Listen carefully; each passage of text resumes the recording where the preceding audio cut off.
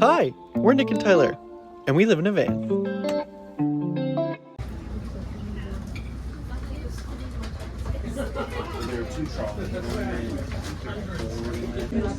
Guys, we just got on our trolley tour for the afternoon.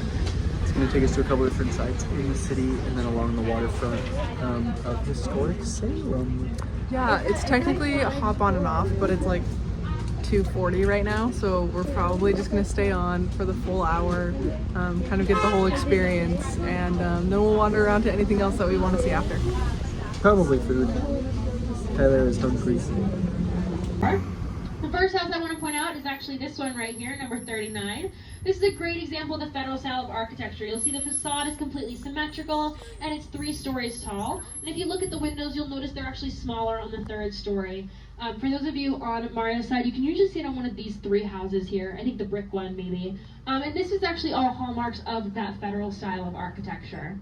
The next thing I want to point out is actually just the front door on this house right here. You'll notice it is a door and a half. I challenge you to find as many of these as you can on this street today. There are so many everywhere. This would have been called a coffin door or a hoop skirt door back in the day. It actually gets its name because back in the day, the room that we would now call our living room would have been called the death room or the parlor of the home. And it's actually where they used to hold your funeral. So having that door and a half would make it easier for the pallbearers to get through with the coffin without jostling anybody about. Later on, when hoop skirts came into fashion for women, having a door and a half literally just made it easier to get through the front door of your home. Charter Street Burial Ground is the eternal resting place of many famous Salem names, including Judge Haythorne. He was actually a notoriously cruel judge during the time of the witch trials. He got the nickname the Hanging Judge.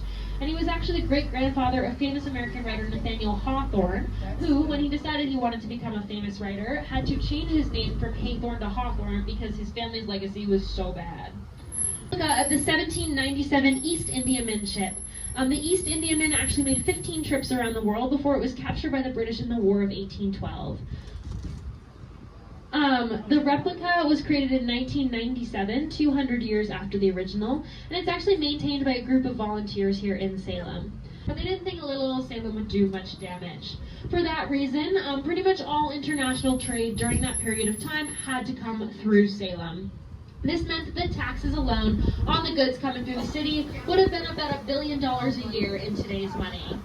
Swimming area for many, many years, but it was actually shut down by the Coast Guard during the Second World War. Nowadays, it is owned and operated by Salem State University's Cat Cove Marine Laboratory, and they actually grow clams in there. So what they do is they start the clams when they're big enough. They actually go out of Smith Pool and they get planted in clam beds along the coast of New England. They're then dug up and served in restaurants. So if you do find yourself in front of a plate of clams today, whether they're steamed, stuffed, fried, chowder, however you like them, there is a very good chance they started right there in Smith Pool. He's got it all going on for him. Alright, you guys, as we continue on here, the next thing that I want to point out is going to be this brick building coming up right here. It does house Goodnight Fatties, which is a great cookie shop. Super random, but I definitely recommend it. They do cinnamon rolls and cookies, and they're both absolutely fabulous. But that is actually the house of Captain Safford and his wife. Back in the day, they had a modest wooden cottage in that exact same location. There we go, you can actually see it. It's not covered by a tour bus. And Captain Safford was actually going on a journey around the world when his wife asked him, hey, while you're gone, do you mind if I just spruce up the house a little bit? Like I said, they had a modest wooden cottage in that exact same location. He went around the world, you guys. He came back 3 years later. His modest cottage was there no more. In its place was this 19-room brick mansion, which at the time was not only the most expensive house in Salem, but the most expensive house in the United States of America. Safe to say, Captain Safford did take his wife with him on all of his journeys after that. Okay, quick recap video. The tour was freaking cool. It's 20 minutes in the city and 40 minutes on the harbor / bay type stuff. It was awesome. I really liked it a lot. So they just go through and talk about all the historic things of Salem. There's a ton of witch stuff throughout the whole city. There was also one of my favorite parts was she was like, hey, go look, do you see this random parking lot? She's like, keep this to your memory because literally this is where the dungeon was that they kept all the people that were waiting their witch trials. So it's something that we like definitely would have not realized if we wouldn't have done the tour. So yeah, the tour was pretty cool. And honestly, it was probably one of the cheaper ones we took. So this was $22 a person, and it was really cool. I really liked all of it. So if you do it, I would suggest coming earlier in the day because less people will be on the trolley and you can get off and hop on and off. So you can really check cool. out all the different, because they stop at a whole bunch of different spots throughout, and you can jump off and like check those things out and then jump back on to go to the next one. This is just like, so when we were in Boston, they came around like every 20 minutes. It was like really quick, so like you weren't ever waiting very long.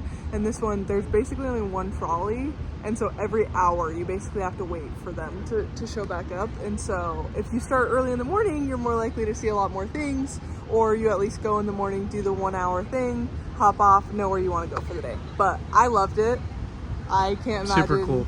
exploring Salem without it now. Yeah, it was way fun. Okay guys, this is Samantha from Bewitched. They filmed like 4 or 5 episodes of her of Bewitched here in Salem. And so it was a gift from the production to the city. Pretty cool. Okay, so this is an old jail that they had at the time of the witch trials.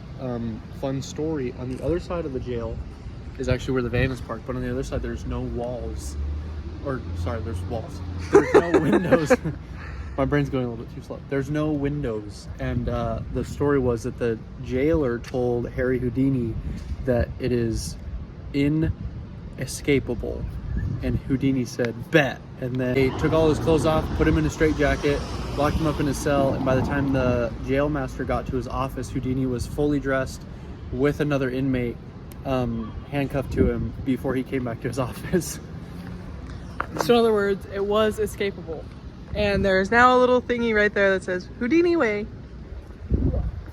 So this is the memorial, and there are 20. I don't know why I said 12. There are 20 stone benches along the way, all around. To commemorate those, The 20 people. the 20 people that were tried for witchcraft. I think is what it was.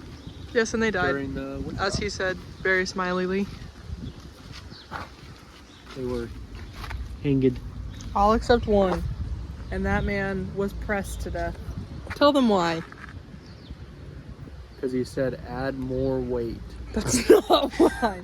So basically what happened was if he would have said, I am innocent or I am guilty, if he would have put in a plea, everything that he owned would have been the states. And he didn't want it to be the states. He wanted it for his family. Otherwise, like the house, literally everything would have been gone.